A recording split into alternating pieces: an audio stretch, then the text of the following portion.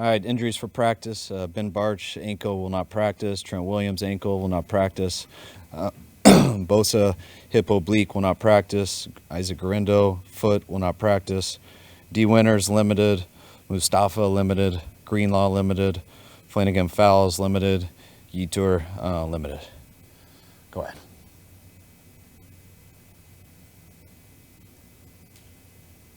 Isaac, just on the extent of his foot and his chances for this week. Same as what I told you guys yesterday.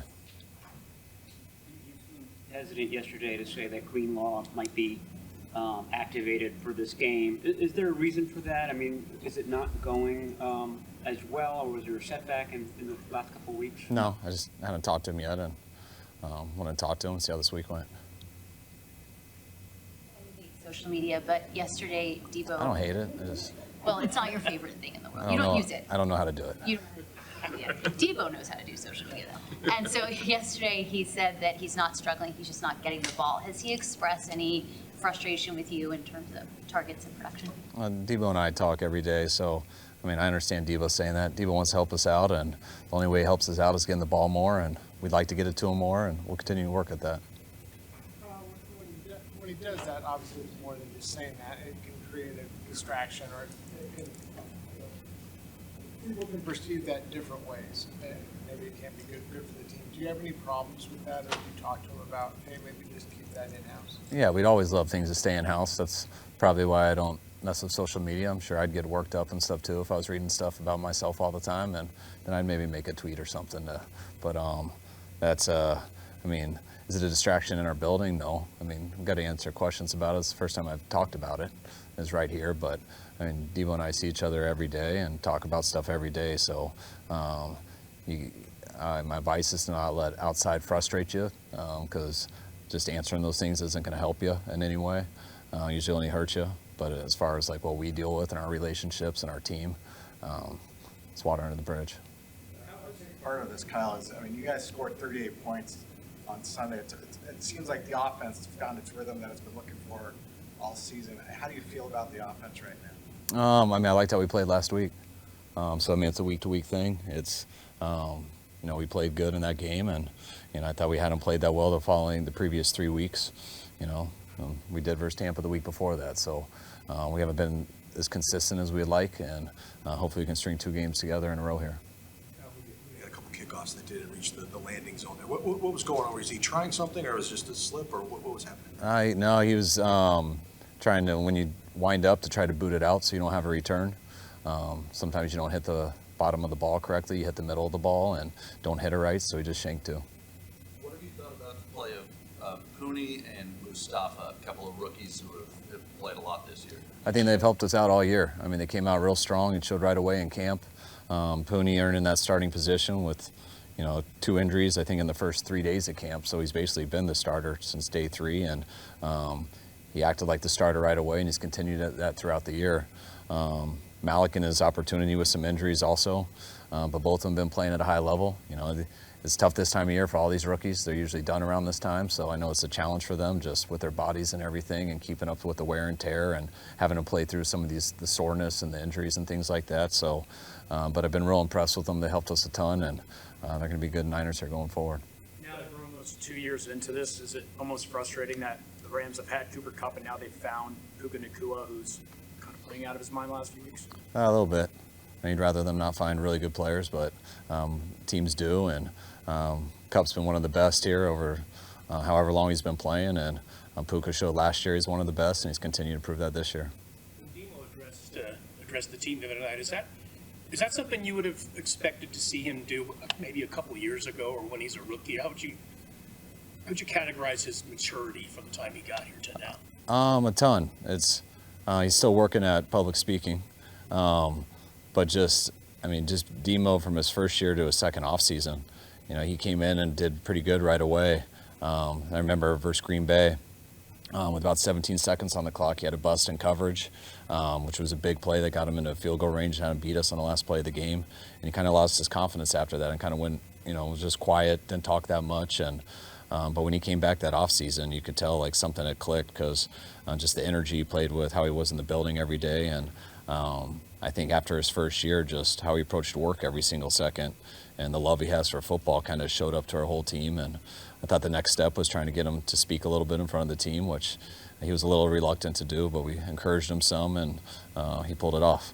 There's some entrenched leaders on this team that have been on the team a long time. Why did you feel that Lenore was ready and that he was the right man to do it at that time?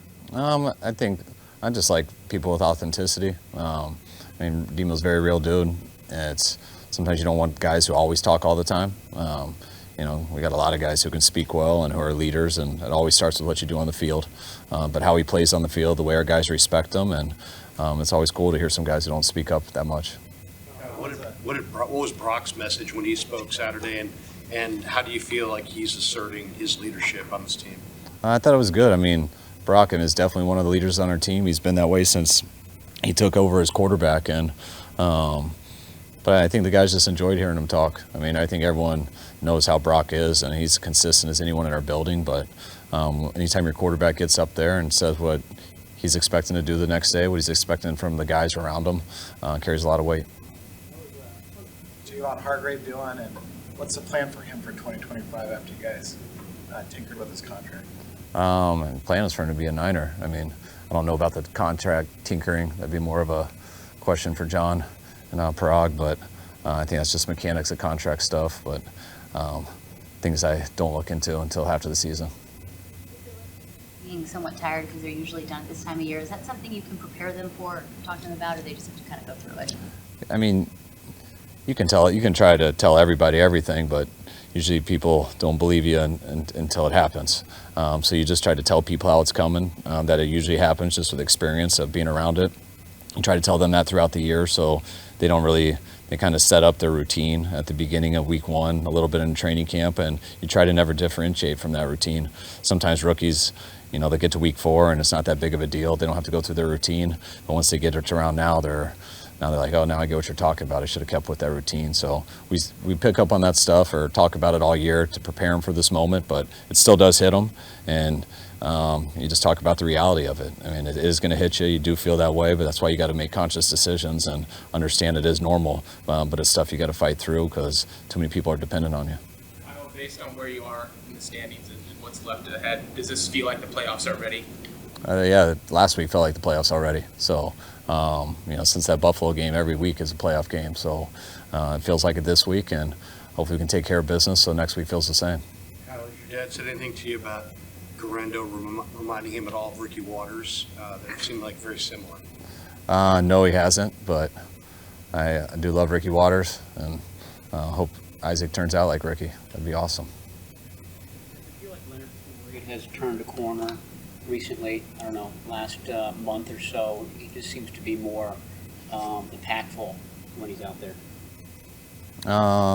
Yeah, I think, his results definitely. I think he's gotten some more production as far as the stat sheet and everything, but Leonard's just an energizer bunny. It's crazy with him being one of the older guys and stuff and how many different teams he's been to, but, you know, I've played against him enough and felt that, but just guys who've known him, talking about how he practices and everything, you know, Staley being with him in a number of places, telling us how he is, and, you know, you always think about bringing in an older guy and stuff. Are they not going to be able to practice? You're going to have to take care of him, and he's one of our hardest workers every single day. He set the tone in practice last week, coming in on that Wednesday to our Thursday practice was our last one on full pads, and you would have thought he was the one who was demanding that we went full pads, just the way he goes about everything. He loves football, plays so hard, and usually when you're like that, eventually the numbers come.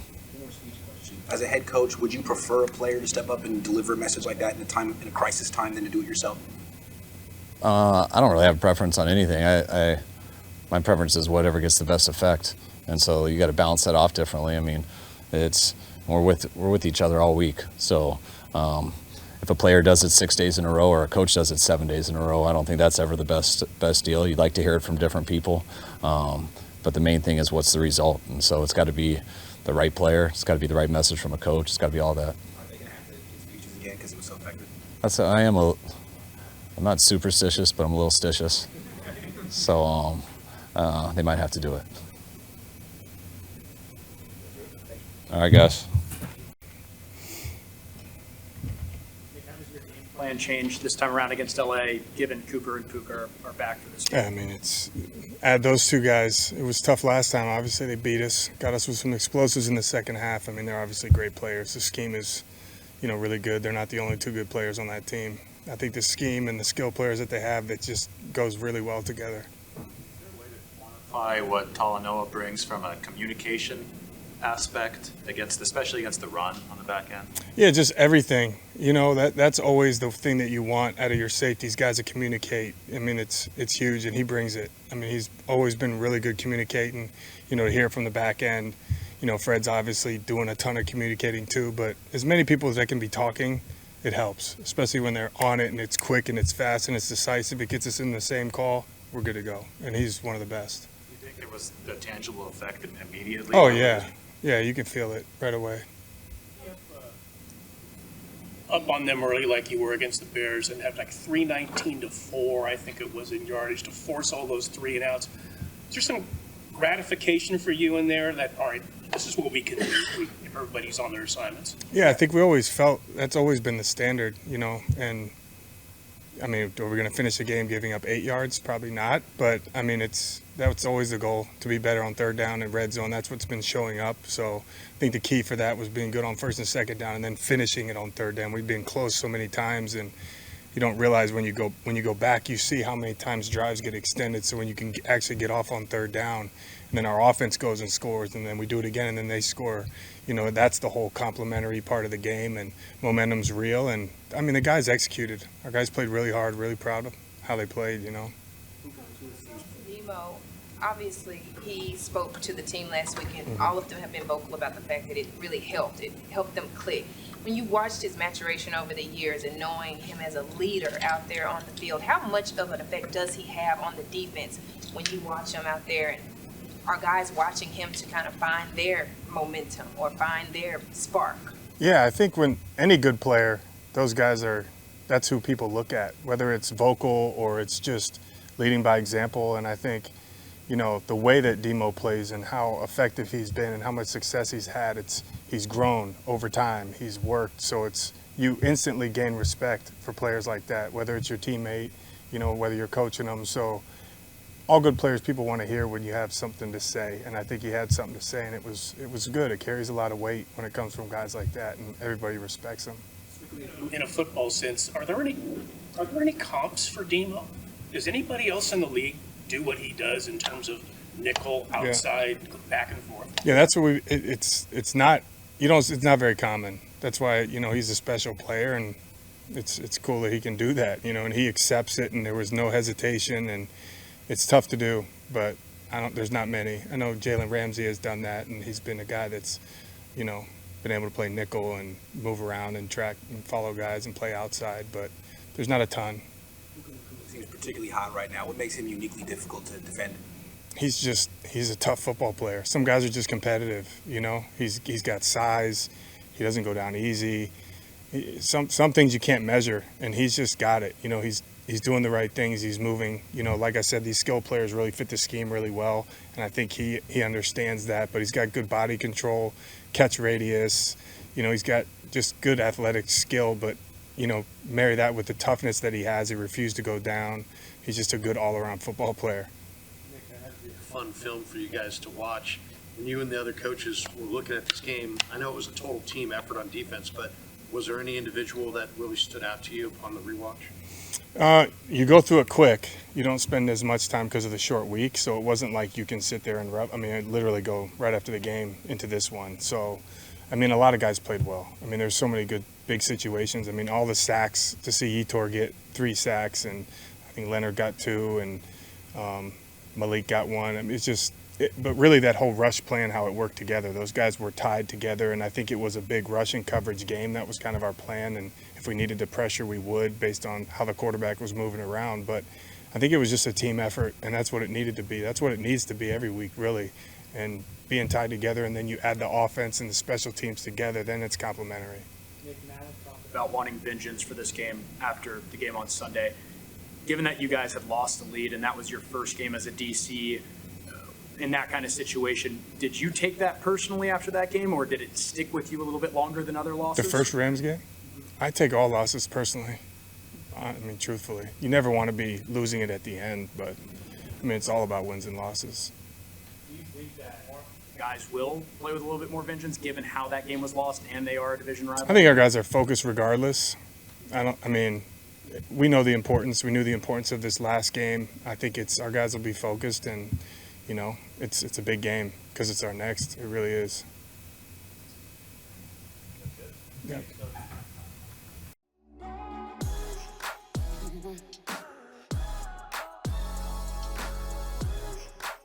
Mm-hmm.